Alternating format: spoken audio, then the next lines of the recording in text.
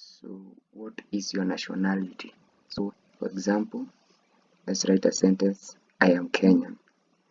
So I am Kenyan, we want to translate it to Swahili. Okay, so I will be, so let me write the full in Swahili, then I'll explain to you later.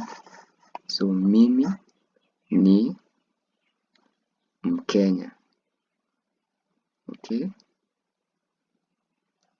so let me break down for you how we went about that. So I will be translated to mimi, me. That's how you pronounce I in Swahili, me. Then am in Swahili will be translated to ni.